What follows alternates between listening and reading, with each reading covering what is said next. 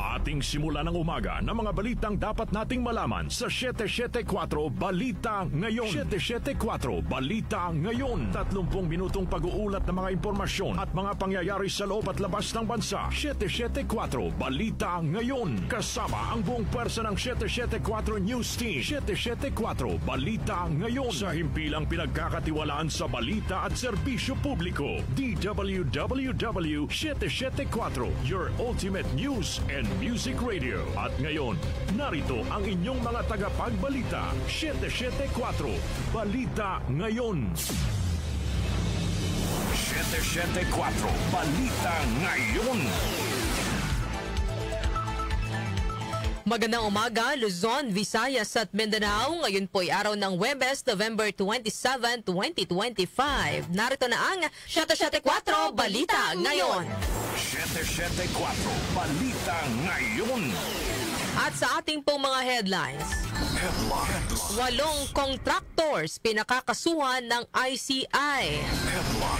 First Lady Liza Araneta Marcos at kapatid nito idinawit ni dating Congressman Zaldico sa umano'y rice at onion cartel.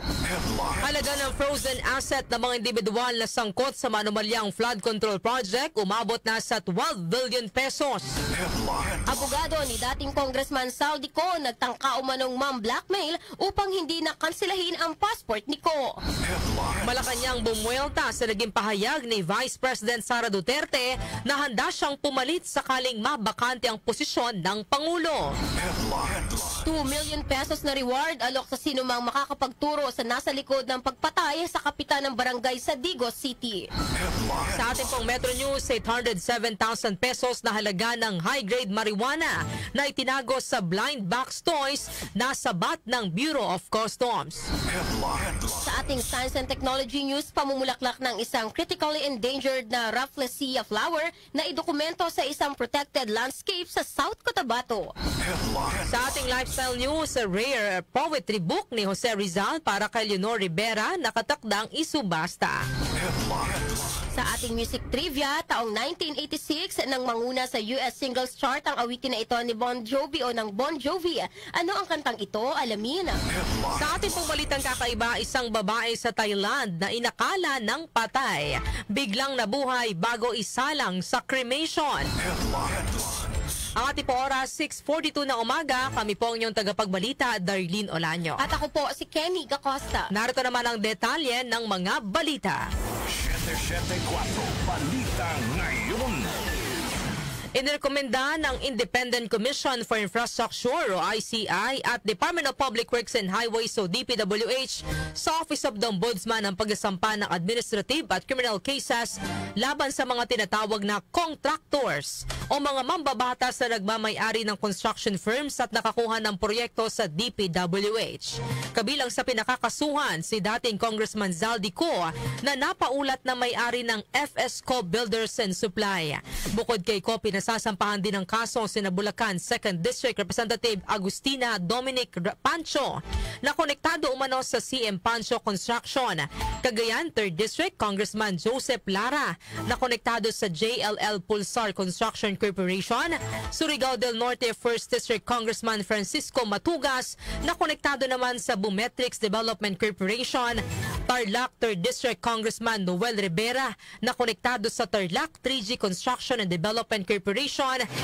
CWS Party List Congressman Edwin Gardolana na konektado o Garjola na konektado sa Newington Builders Incorporated, Lural Development Corporation at Esang General Construction and Trading Incorporated. Kabilang din po si Uswag Ilonggo Party List Congressman James Ang Jr. na konektado sa IBC International Builders Corporation at Alencon Development Corporation at Pusong Pinoy Party List Congressman Journey Jet Nisay na konektado umano sa JBN Construction and Trading. Ayon kay ICI Chairperson Andres Reyes, nilabag ng mga contractors na ito ang Code of Conduct for Government Officials at Anti-Graft and Corrupt Practices Act. 774 Balita Ngayon. Samantala, inakusahan ni dating Ako Bicol Representative Zaldico si First Lady Liza Araneta Marcos at ang kapatid nitong si Martin Araneta na kinokontrol umano ang importasyon ng sibuyas at bigas sa bansa na naging dahilan ng mataas na presyo nito sa merkado. Sa pinakabagong video na inilabas ni Ko, sinabi nitong hinarang ng First Lady ang investigasyon ng Kamara noong 2022 sa presyo ng sibuyas at inquiry naman noong 2024 sa presyo ng bigas. Ayon kay Ko, tinawagan ni First Lady Liza si dating House Speaker Martin Romualdez matapos lumabas ang pangalan ng kanyang kapatid bilang pangunahing sangkot. Inakusahan ni Martin Araneta o si Martin Araneta ng pakikipagsabwatan kay Michael Ma ng China Philippine United Enterprises para sa smuggling ng sibuyas at pagmamanipula ng presyo. Iba pa ang kita mula sa importasyon ng sibuyas na hawak naman ni Martin Araneta, kapatid ni First Lady Liza Araneta Marcos. Kung matatandaan ninyo, noong 2022, nagkaroon po ng investigasyon sa Kamara na pinangungunahan ni Congressman Toto Swansing dahil sobrang taas ng presyo ng sibuyas. Umabot ng 600 pesos kada kilo. Gayong dapat ay nasa 80 pesos lang. Doon lumabas ang pangalan ni Martin Araneta bilang isa sa mga nasa likod ng kontrol sa importasyon ng sibuyas. Pero hindi po natuloy ang investigasyon. Ang sabi ni Speaker, tinawagan daw siya ni First Lady Liza Marcos at ipinapatigil ang investigasyon. Kaya walang natuloy at walang naparusahan. Dahil pala, kontrolado ng kapatid ng First Lady ang importasyon ng sibuyas. Inihayag pa ni Ko na noong 2024, pinatigil din ang inquiry sa bigas matapos madawit ang unang ginang sa isang confidential report. Sinabi ni Ko na humiling si Agriculture Secretary Francisco Chu Laurel Jr. na itigil ang investigasyon at tinawagan ni Congressman Sandro Marcos si Romualdez para pigilan ang inquiry, alinsunod umano sa utos ni Pangulong Ferdinand Marcos Jr. Habang iniimbestiga nito ng Quinta Committee na pinamumunuan ni Congressman Joey Salceda, bigla na lang itong pinahinto ni Secretary Kiko Laurel Chu matapos niyang ipakita ang isang confidential report. Nakasaad dito na si First Lady Liza Marcos mismo ang may hawak sa mga rice importers. Ayon kay Secretary Laurel, maaapektuhan daw ang First Lady kung itutuloy ang investigasyon dahil kasama raw nila sa Vietnam visit ang ilang importer ng bigas at nag-dinner pa raw sila roon. At noong araw din yun, tumawag si Congressman Sandro Marcos kay Speaker Romualdez upang ipatigil ang House investigations tungkol sa bigas as instructed ng Pangulo. Magkasama kami ni Speaker Martin Romualdez nang tumawag si Congressman Sandro Marcos. Dumating din si Secretary Laurel Chu sa Manila Polo Townhouse at doon siya pinagalitan ni Speaker dahil inilabas niya ang confidential report na nagdidiin sa First Lady sa issue ng rice smuggling. Binanggit din ni Ko na pati ang importasyon at presyo ng isda tulad ng galunggong ay kontrolado rin ng pamilya ni Pangulong Marcos. Ayon pa kay Ko, malinaw na ginawang negosyo ng First Family ang pera ng taong bayan. 774 Balita Ngayon. Samantala, nakakuha na ang Anti-Money Laundering Council o AMLAC ng 2 freeze order para sa mga asset ng mga individual na sangkot sa anomalya sa flood control projects. Ayon kay Pangulong Ferdinand Marcos Jr., naabot na sa 12 billion pesos ang halaga ng asset na na-freeze ng gobyerno.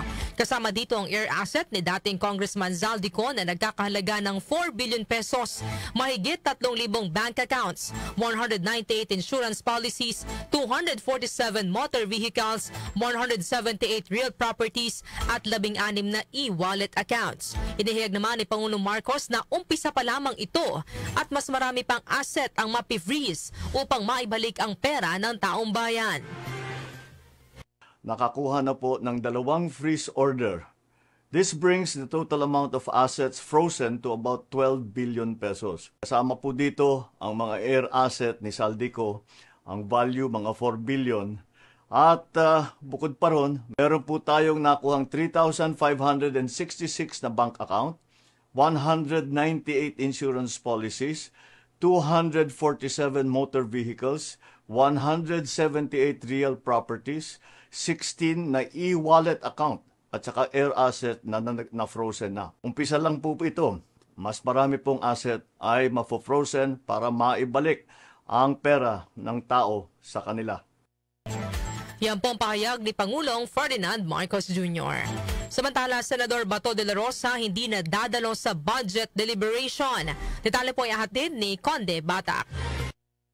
Hindi nasisipot si Senator Ronald Bato de la Rosa sa budget deliberation para sa mga ahensyang kanya sanang dedepensahan sa plenaryo. Si de la Rosa sana ang nakatakdang mag-sponsor sa 2026 budget ng Department of National Defense at ng iba pang opisina tulad ng Marawi Compensation Board, Dangerous Drugs Board, Philippine Drug Enforcement Agency, National Intelligence Coordinating Agency at National Security Council.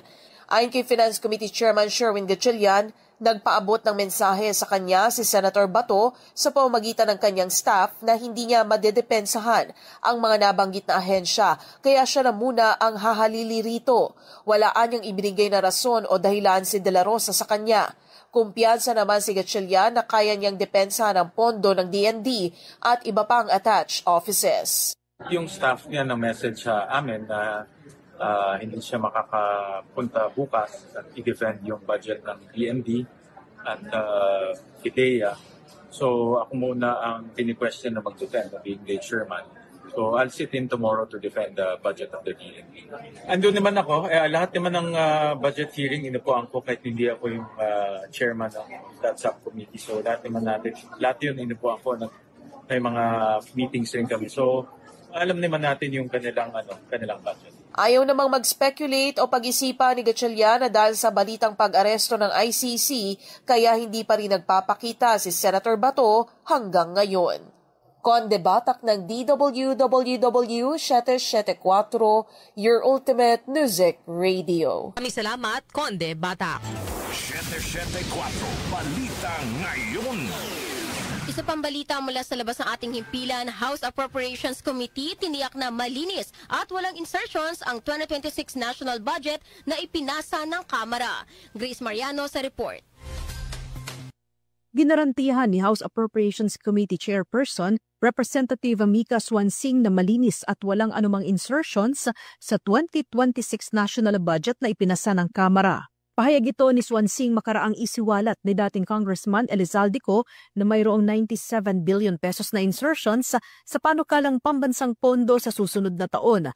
Diin ni Swansing, bukas sa publiko ang ginawang pagtalakay ng Kamara sa proposed 2026 budget. Sabi ni Swansing, naka-live stream ang kanilang mga budget hearings pati ang pagtalakay sa mga institutional amendments kaya walang alokasyon ang naipasok dito ng palihim. Nangako din si Swansing na kanyang sisiguraduhin na walang insertions na magaganap sa pagsalang sa Bicameral Conference Committee ng versyon ng Senado at Kamara ng 2026 national budget. Sa parte po ng Kongreso, nung amin pong ipinasa yung HGAB, sinabi ko po yan, nakita nyo po yan, lahat po ng deliberasyon ng BARC patungkol sa mga abyenda, bukas po yan, naka-livestream yan, almost 20 hours po yan. So, sa parte ng Kongreso, wala na po kaming, masasabi ko, and I can vouch for it, wala pong insertions, wala pong mga nakatago na ipinasok.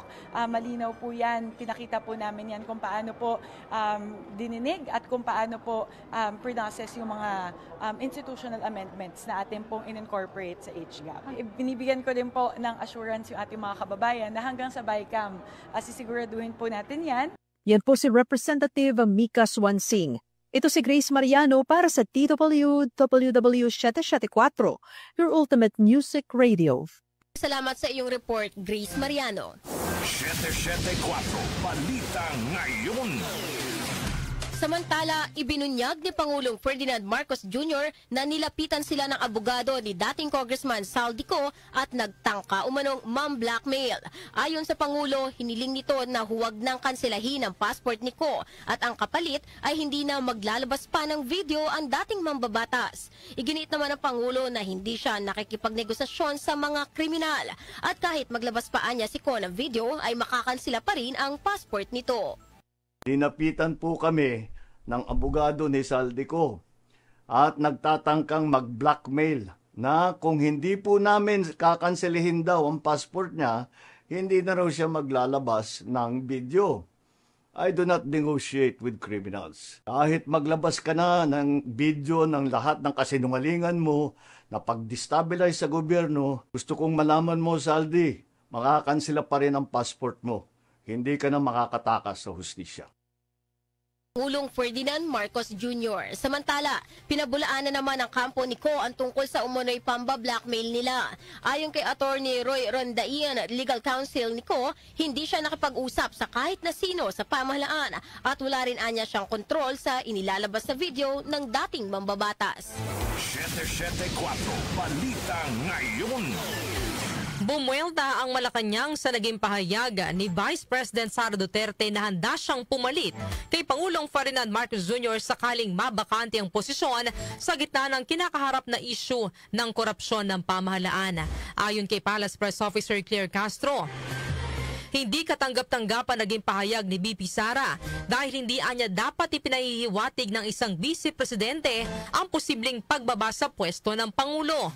Sinabi pa ni Castro na ang pahayag ni BP Sara ay maituturing na isang political destabilization at pinapahina nito ang kumpiyansa ng publiko sa administrasyon. Inihayag pa ni Castro na plano naman talaga ni BP Sara na mawala ang Pangulo sa pwesto. Dana po ba kayo sa mas marami pang Mary Grace Piatos? Unang-una po, ang Vice Presidente. Hindi acceptable, it is not acceptable for a Vice President to anticipate the resignation of the President.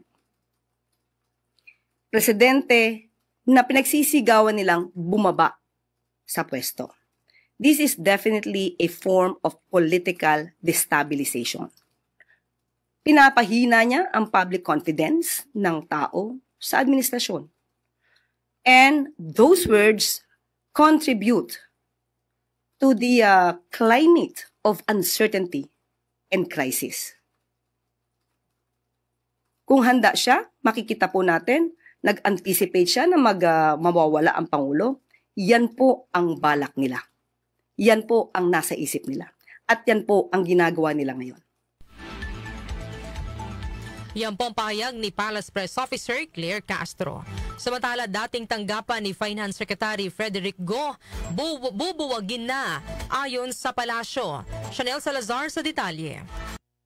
Bubuwagin na ng Malacanang ang Office of the Special Advisor for Economic and Investment Affairs o OSAPEA na tanggapan na dating pinamumunuan ni Secretary Frederick Go na ngayon ay kalihim na ng Department of Finance. Ayon kay Palace Press Officer Claire Castro, hinihintay na lang na mailabas ang opisyal na dokumento para formal na lusawin ang OSAPEA. Hindi naman anya maaantala ang mga trade agreement ng Pilipinas kahit walang OSAPEA dahil ang Department of Trade and Industry naman ang may hawak sa technical at substantial na aspeto ng mga negosasyon. Dagdag pa ni Castro, si Secretary Go na ngayon ang uupo sa Department of Finance kaya mas magiging diretso na ang koordinasyon at pagtutulungan ng DTI at TUF sa pakikipagkasundo at kooperasyong pangkalakalan sa iba't ibang bansa. According to Sec Go, ang DTI naman daw po ang siyang nag-handle ng technical and substantial work with regard to trade agreements. So wala naman po maaapektuhan. And considering na galing po si Secretary Go sa OSAPEA at siya din naman po ang magiging Secretary ng Department of Finance. So magkakatulungan po yun. Si Palace Press Officer Claire Castro. Ako si Chanel Salazar ng DWWW 774, your ultimate music, radio. Salamat, Chanel Salazar. 774 Balita Ngayon. Samantala, sa iba pang balita, umakyat na sa 2 million pesos ang alok na reward para sa sinumang makakapagbigay ng impormasyon sa nasa likod ng pagpatay sa kapitan ng barangay sa Digos City. Ayon kay Davao del Sur Police Provincial Office spokesperson Police Captain Sheila May Pansoy, 1 milyong piso sa naturang pabuya ay mula kay Vice President Sara Duterte, habang magbibigay naman ng 500,000 pesos si Governor Yvonne Cagas para sa ikadarakip ng gunman at karagdagang 500,000 pesos din para naman sa makakapagturo sa mastermind ng krimen. Inihayag pa ni Pansoy na na-identify na nila ang persons of interest sa insidente. Mababatid na nasawi ang kapitan ng barangay 3 de Mayo na si Oscar Dodong Bucor Jr. makaraang barilin habang nagla-live ito sa Facebook Martes ng gabi. Samantala, Internal Affairs ng PNP iniimbestigahan na ang mga pulis na dawit sa umano'y pag-torture sa 2 murder suspect. Narito ang report ni Angel Garcia.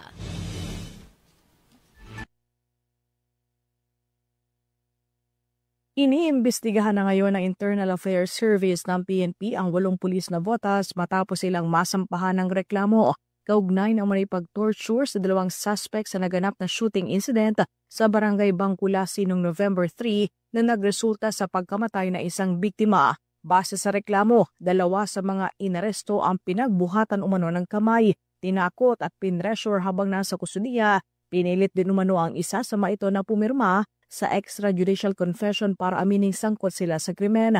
Sa ngayon, hindi pa nakapagsusumite ng sworn statement ang 2 detainee dahil umano sa matinding takot sa loob ng piitan. Kaya naman inaasikaso na ng IAS ang pagkuha ng kanilang testimonya sa isang mas ligtas na lugar. Humingi na rin ng kumpletong case records ang IAS kung saan nagsasagawa na rin sila ng motu proprio investigation. Iginit pa ni IAS Inspector General Attorney Brigido Dulay na seryoso ang PNP-IAS sa pagsisiyasat at pagprotekta sa karapatang pantao ng lahat ng mga nasa kustudiya ng pulisya. Una nang sinabi ng PNP na pawang police non-commissioned officers ang mga sangkot kung saan 4 sa mga ito ay may ranggong staff sergeant, isang master sergeant, isang korporal at 2 patrolman. Angel Garcia ng DWWW 774, your ultimate music radio. Maraming salamat sa iyong report, Angel Garcia. 774 Balita Ngayon. Ang ating po oras, 7:00 na ng umaga. Kami pa rin po ang inyong tagapagbalita, Darlene Olanyo. At ako po si Kenny Gacosta. 774 Balita Ngayon. Metro News. Metro News. Nasabat ng Bureau of Customs o BOC ang aabot sa 807,000 pesos na halaga ng high-grade marijuana na itinago sa blind box toys at ideklarang keychains. Ayon sa BOC, aabot sa 538 grams ng kusyang nakumpiska sa loob ng parcel na dumating sa Port of Clark mula sa Hong Kong noong November 15 at dadalhin sana sa Biñan, Laguna. Na-flag ang parcel, makaraang sumalang ito sa X-ray inspection dahil sa kahina-hinalang imaheng nakita.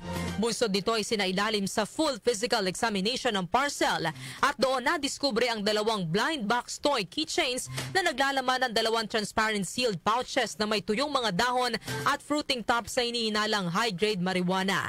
Naglabas na ng warrant of seizure and detention ang BOC laban sa shipment dahil sa paglabag sa Customs Modernization and Tariff Act na may kaugnayan sa Comprehensive Dangerous Drugs Act of 2002.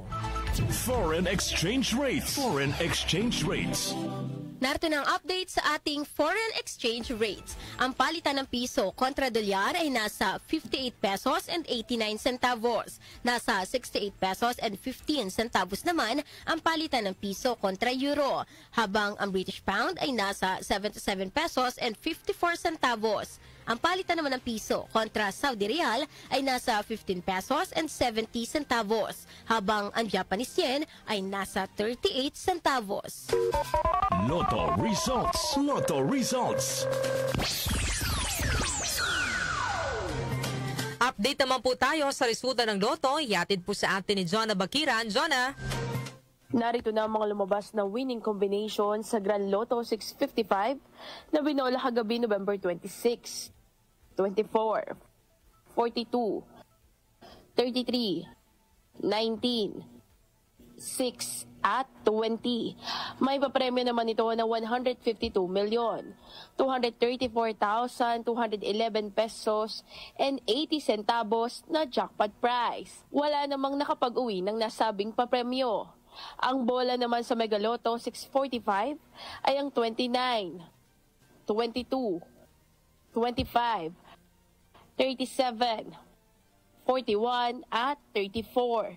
Kung saan naabot sa 84,182,510 pesos ang jackpot prize at isa naman ang maswerteng nanalo.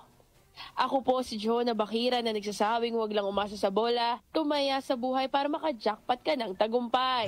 Maraming salamat, Jonah Bakiran. Science and Technology. Science and Technology. Para naman sa ating Science and Technology News, pamumulaklak ng isang critically endangered na Rafflesia flower na idokumento sa isang protected landscape sa South Cotabato. Narito ang detalye mula kay Rose May Miranda. Naidokumento ng Protected Area Management Office o PAMON ng Ala Valley Protected Landscape o AVPL ang isa pang namumulaklak na Rafflesia. Sa isang post sa social media ng Department of Environment and Natural Resources sa Sargen nitong Martes, ito ay natagpuan ng monitoring team habang nagsasagawa ng fieldwork ngayong buwan sa biodiversity sa masukal na kagubatan ng AVPL kung saan muli nitong pinatunayan ang kahalagahan ecological sa pagpapanatili ng hindi nabubulabog na forest habitat.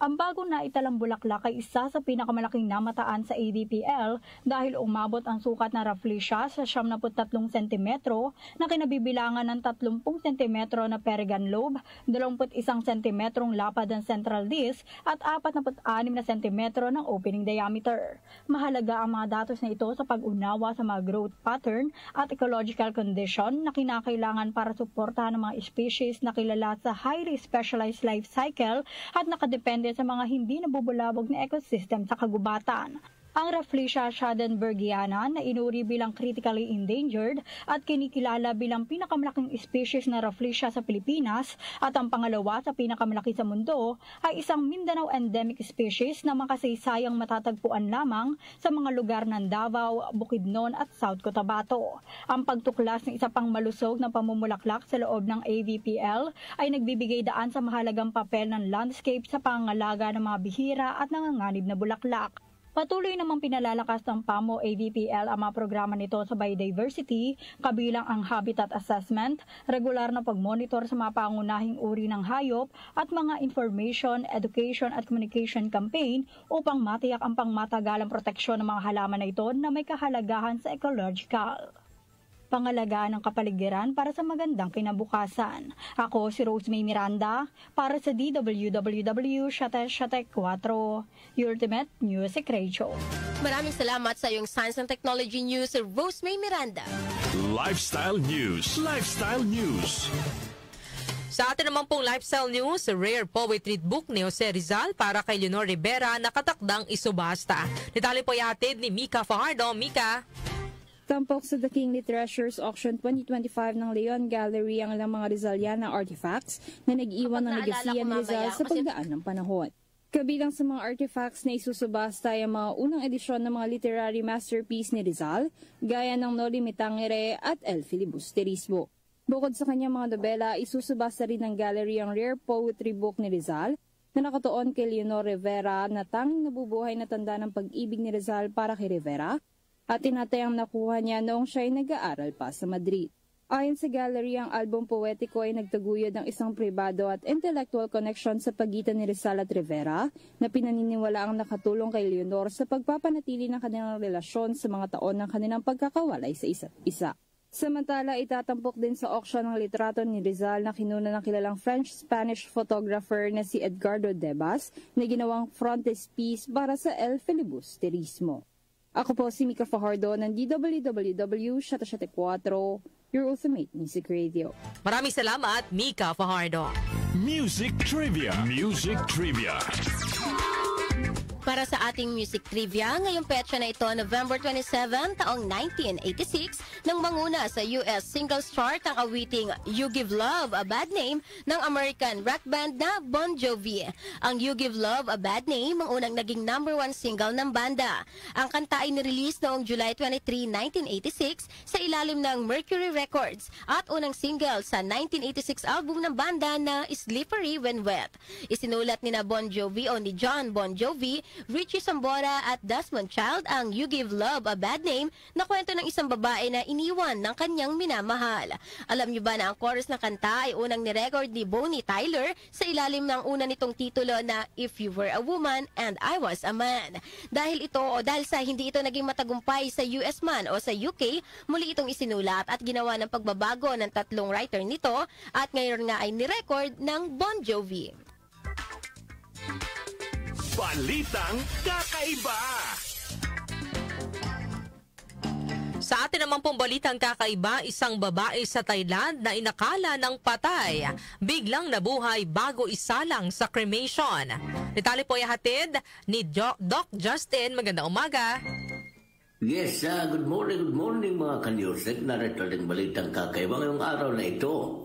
Isang bangkay ng 65 years old na babae sa Thailand na nakatakda na sanang isalang sa cremation ang nadiskobring buhay pa pala. Ito ay makarang mapansin ng mga staff ng temple na mayroong gumagalaw sa loob ng kabaong nito. Ayon sa mga ulat, nakarinig na mahinang katok mula sa kabaong ang General at Financial Affairs Managers ng temple. Bunsod nito, binuksan ng mga staff ang kabaong at doon na-discovery na buhay pa ang babae. Kwento pa ng mga staff, nakita nila kung paano gumalaw ang braso at ulo ng babae. Nakita rin daw nila na bumukas ang mga mata nito. Ayon naman sa kapatid ng babae, 2 taon nang bedridden ang kanyang kapatid at 2 araw na aniya itong hindi humihinga. Dinala naman ng lalaki sa ospital ang kanyang kapatid at plano na sanang i-donate ang mga organ nito gaya na rin ng kahilingan ng kanyang kapatid. Ngunit tumanggi ang mga ospital dahil wala silang may pakitang official death certificate. Ayon sa mga doktor, walang nakitang signs ng cardiac arrest o respiratory failure sa babae. Ngunit nakaranas ito ng severe hypoglycemia o low blood sugar. Sa ngayon ay sumasailalim na sa gamutan ng babae at inilagay ito sa close medical supervision ng mga doktor. Totoo mo ang kasabihan, pag hindi mo pa time, hindi pa talaga. Kaya lagi lang tayong manalangin sa ating kilang lumikha, na nabigyan tayo ng magandang pangangatawan at depende sa kanya. Ang buhay ay hiram lang. At talagang kung babawiin, wala tayong magagawa. Kaya gumawa tayo ng mabuti. Kabutihan lang ang ating payoralin. Amen? Alright. Ako si Doc Justin. Just out na ko. Thank you. Maraming salamat, Doc Justin, para po sa ating balitang kakaiba. Bago po tayo matapos sa ating balitaan, ito muna ang ating topic, ang ating pong katanungan para po sa ating programang Opinion Mo, Opinion Ko. Pabor ba kayong alisin na ang indigency requirement sa lahat ng senior citizens at ano ang makatwirang halaga para makatulong sa mga nakatatanda para sa kanilang buwan ng pensyon? Yan po mga kanyusik ang ating pong tatalakayin ngayong araw po ng Huwebes. Sa mga gusto nang magpadala ng kanila pong opinyon, ito po ang ating text line 0929-321-8738 at maaari din po kayong mag-comment sa ating Facebook Live at sa ating pong YouTube channel. Inyo pong narinig ang mga may init na balita ngayong araw po ng Huwebes, November 27, 2025. Kami po ang inyong tagapagbalita, Darlene Olanyo. At ako naman po si Kenny Gacosta. Napasa inyo ang 774 Balita Ngayon. 774 Balita Ngayon.